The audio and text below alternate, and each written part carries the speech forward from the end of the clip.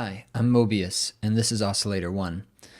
If you're joining us for the first time, welcome. This is a new podcast that I'm putting together where I'm trying to talk to different artists in the scene that inspire me and get insight on their creative process and their journeys. This week's guest is none other than Social Kid. He's an OG of the midtempo genre. Many of you are probably already aware of him. He's been in the music game under different aliases for a few decades now, which we chat about today. In our chat, he shared a ton of insights into his history, what brought him to the point he's at today, what it takes to succeed as a new artist, and how to manage priorities in your life in order to stay happy and fulfilled.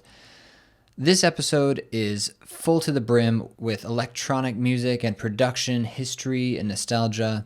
There's lots of advice for upcoming producers, there's some interesting stories, and heaps of insights that he drops from his years and years in the game. So please relax and enjoy.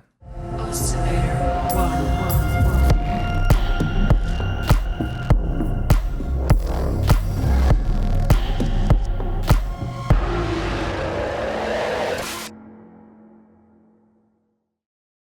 Social Kid, welcome to the show. Thank you. Thank you for having me. My pleasure. So I was wondering, before we get into it, how would you describe what you make as Social Kid? How would you categorize it? Okay, so if that's a good question. I would say like what I make is cyberpunk, midtempo, but I say that as someone that didn't really understand what cyberpunk music was, because the way I discovered midtempo, and this was like before Rez and even Gesaffelstein was like making it popular. I was in my apartment, like I used to live in Berkeley, California, and I was just in my apartment DJing because my roommate at the time had decks.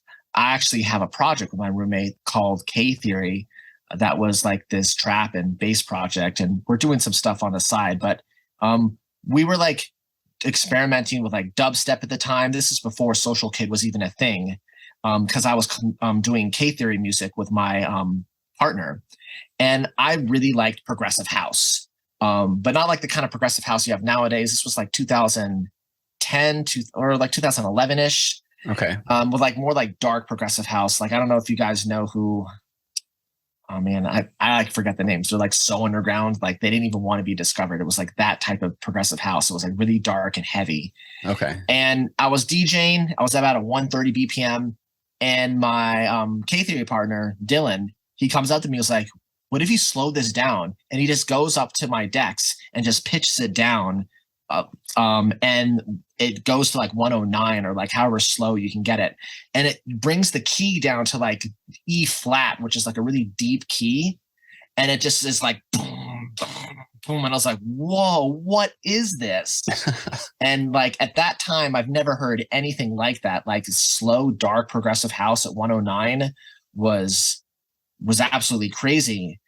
And he was telling me, you should like make a track like this. And that was kind of like the start of Social Kid, essentially. And so I just called it mid-tempo at that point, because I mean, at that point, like when you said mid-tempo, people thought you were talking about glitch hop. Yeah. So I would say that like, yeah, I make mid-tempo, but once I started realizing that like this, like as Social Kid's sound kind of evolved into like incorporating like electro, because I really liked Complextro. That was really big back in like 2011, like Wolfgang Gardner, early Porter Robinson, and incorporating those elements but making them darker. I don't know what it was. I think it was like listening to like watching The Matrix, or there were some video games that like had like slower sounding like electro and like synthwave, and then all of a sudden it just clicked like, whoa, this is cyberpunk music. Or industrial, like cyberpunk and industrial, which are kind of adjacent. And I was like making industrial and like cyberpunk, not knowing that that's what it was for the longest time, because I was going to like some goth clubs in San Francisco and with some other people. And I heard the music and I was like, whoa, I'm making cyberpunk. Who would have guessed, like thought that that's what it was? But it made sense because I really liked The Matrix. I liked cyberpunk as like, like a medium genre. But never realized that like, yeah, there's like a music genre of it too. So I feel like that's kind of the sound of Social Kid, is like cyberpunk. and it kind of fits with the branding was like originally like some anarchist hacker type of thing because that's what the logo is with like the mask and the chat bubble. Yeah. I don't know if it really comes across that way, but that's like was the idea, and it kind of like fit with the cyberpunk universe. And I was like, wow, this is really interesting. It kind of fits. But yeah, to make it like a long story short, I would say that it's like electro industrial, but like cyberpunk probably is like encompassing the style of Social Kid. Yeah, because you have different songs that kind of like branch into different sounds. Mm-hmm. So that yeah, you're mentioning like the old school like complextro and electro, and that's the kind of stuff you were making with K Theory, right? Are you still a part of K Theory? Yeah, I still do stuff with K Theory. I'm like the main producer. I've let like Dylan kind of take like the lead as like the CEO, while I focus on Social Kid, but I still do like the majority of the production. He will do like the songwriting and a lot of the more administration stuff, and will like bring ideas to me and have me flesh them out. So I still do that, and we're actually kind of like working on like a comeback because Kathy was kind of in hibernation for a couple of years, and I might play some shows with him too if we get bookings for like big festivals. I mean, Kathy used to get booked at like Electric Forest and like I think EDC and Coachella. Damn. And yeah, it's really cool. So I may like because those are such fun festivals. If it's right and makes sense, may like DJ with him because I have a lot of fun DJing with him. But like I don't know, I've kind of been focusing on Social Kid because it's really fun, and I've started pursuing getting gigs, and it's Social Kid's been getting gigs. So I don't know if it aligns. I'll probably do some more stuff with K Theory. It's just like a lot of stuff. Like producing like full time for 2 projects is kind of tricky. Yeah, it's a big workload. And I really like doing K Theory because it's such a different style. It's more trappy. It's a little bit more poppy, more like thuggish and like future bass, dubstep. And Social Kid's more like dark and gothic. And I don't know. They're both fun. I like making music. Of course, yeah. So like, was K Theory your first producer project? Actually, no. My first producer project was this project called Frostraven. Now that's old school.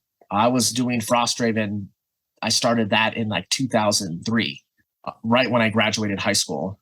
Okay. And what kind of style was that? That was psychedelic trance or psytrance. Because when in high school, I started listening to trance, and then I just discovered hard trance, which was because like so you got to understand in 2001, the music technology was so difficult. Nowadays, basically everyone and their mother, like if you just get an account for Splice and Ableton, you can make some banging music. And like that's just kind of expected. But back then, like banging music was its own genre because like to make like banging music, there was no Splice. So like you had like people like will get off on like this sound design is so sick. But back in the day, it's like, wow, that kick drum like hits hard. Yeah. Like that was like really impressive having like a kick that like hit hard because you couldn't just go to Splice and download a sick kick. You had to like craft it really well and do a bunch of stuff to get your kick sounding cool.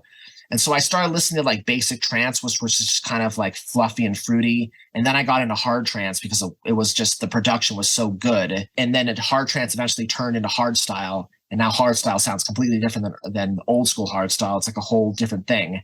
And then as that shift happened, because I was really attached to like hard trance and like early hard style, a friend of mine showed me Infected Mushroom, and I heard and I was like, whoa, what is this? This is like organic sounding hard trance, but it's like with sounds that aren't super compressed, but it still sounds hard. And I was like, what is this? And they're like, oh, it's psytrance. This is like the kind of trance hippies listen to. And I got really into that because it was crazy sound design. Infected Mushroom really inspired me. This other group called Juno Reactor, which kind of had a lot of cyberpunk and industrial themes to it, but I didn't know it at the time. Juno Reactors, they may not be like known, but they did tracks for The Matrix, and I know most people know The Matrix because that's a huge movie franchise. Of course. So my project Frostraven, I was doing psytrance, and I think it's on Spotify. I kind of like signed some pretty aggressive label deals at back in the day, so I don't know if I own the music for Frostraven, just because I was like really young and didn't really know any better. And no shade to the label guys, like they were just trying to make money, and I have no like I like agree to everything, but like if I probably wouldn't make those agreements now, knowing what I know. But I was doing psytrance and I like produced like a bunch of albums. I think Frostraven has like 7 albums. Oh my God. Probably, I think only like 5,000 monthly listeners though on Spotify. Okay. Which is still like, that's kind of a lot, but it's like, it's not a lot. Yeah, I feel you. So then moving from Frostraven, you started K-Theory with your roommate. Are you from California or did you move there for school? I'm originally from California. So what happened is I was doing psytrance and I was going to psytrance parties consistently because there was a lot of like psytrance parties in San Francisco. And then I started attending this school in San Francisco called Pyramine. And Pyramine was great because it really like taught me like mixing fundamentals and some pretty cool stuff because I didn't know anything about sound design. I was just all self-taught using this is before Ableton. So I was on this, and I still use this DAW today. I mean, I produce an Ableton now because, you know, why not? It's pretty cool. But I was using this old school DAW called Reason. Reason's still around, but like I think it's mostly used by hip hop producers, even though I think FL Studio is like the most popular for hip hop producers. But like back in the day, FL Studio wasn't really good. Reason was like the favorite of hip hop producers, and a hip hop producer showed me how to use Reason because I got it from him. And so I was doing this all in California and like working on psytrance. And then while I was in that school, Pyramine, one of the producers, DJs there, I went to one of his shows. They were doing breaks and break beats. He said, I want to show you this genre that I just discovered called dubstep. It's really crazy. This was, I think, 2005. Okay. So it was like really early. And I was like, whoa, this is like heavy hip hop. Because that was the closest thing I could think of to describe it. And it was so crazy to me. I was like, wow, this is really cool. I kind of want to start making this kind of stuff. Then like around 2010, Skrillex came around and dubstep was starting to change into more of an aggressive sound. Because when I started getting the dubstep, it was more like the dubstep back then, if you were to hear it, you'd probably call it like down tempo, or I don't even know if it'd be recognized as dubstep. It was more reggae influenced. Yeah, it's like old like UK records like Scream and things like this, yeah? Yeah, very bass heavy. And I started experimenting with like heavy stuff because I was friends with these producers called Pants Party, who later rebranded to be called the M Machine, which I think is like they're probably way more well known as the M Machine than Pants Party. I don't even know if anyone knows who Pants Party was, but they were killing it as Pants Party in San Francisco. And they were like, yo, dude, you should do some dubstep with Frostrate and that would be sick. And I was like, really, guys? Like, okay, I should try that. And so I started making more like techie, psychedelic dubstep. And the shows and parties I was going to, like my label manager was throwing, he started putting on dubstep DJs. It's like, I'm going to book you, but I want you to play dubstep. I know people know you as psytrance, but you should play some dubstep. And so I started DJing a lot of dubstep. And there was this party back in the day in San Francisco called EPR, which standed for Electro Pop Rocks. And Dylan, who is my K-Theory partner, he was the booker for like the side room of doing dubstep. And I found out his name on Facebook somehow. And I hit him up. I was like, yo, I want to play your dubstep room. I know I usually do psytrance, but I got a whole dubstep mixtape to show you. And he was like, okay, let me hear some of your stuff. And I showed him my stuff. He was like, okay, I'm down to book you. This is pretty good. What DAW you're using? And I said, Reason. And he was like, oh shit, I use Reason too, which was like a big deal because most people back then were using like Cubase, and like I think Ableton was just starting to get popping back then, but like still people weren't really using Reason. So it was kind of a big deal to find another Reason producer. It was like, yo, can you tutor me? I would love to have some lessons. And I'm thinking like, fuck yeah, I'm going to tutor this guy. The booker of like, maybe we could like trade lessons for a show or something like that. And we met up and I showed him some tricks and he was like, yo, this is really cool, man. I think we should collab. And we like started coming up with ideas and we just started collabing from there. And we were working at like he was going to community college for music technology and they had a cool studio. So we would like make our K Theory music there. And that's kind of how K Theory started 2010, like around October. I think I DJ'd as Frostraven dubstep at one of his Halloween parties he was throwing. And we officially launched K Theory January 2011 and then moved in together in Berkeley to like produce K Theory stuff full time. And I kind of stopped doing Frostraven, was mostly on the side. And then shortly after, because he had decks, I just would DJ for fun when we were just hanging out. And that's like when he was like, you should slow this progressive house down. Because he was more into dubstep and more like, I don't know if mainstream's the right word, but like more like poppy, not even poppy, like alternative, like electro house, like the stuff that was like going on the raves. And I was more into the weirder underground stuff like psytrance and like psychedelic prog and like house, like progressive house, like dark progressive house. And so he never really heard it. And he was like, it sounds really fast. You should slow it down. And that's like kind of when we discovered Midtempo back then. Yeah, that was the light bulb. Yeah, no one was doing it. And then shortly after, like he was like, oh, I know who we should like try to collab with. And then he showed me Gesaffelstein because that was the only other producer that was doing stuff kind of like that. So like the timeline goes like Frostraven, then K Theory, and then Social Kid.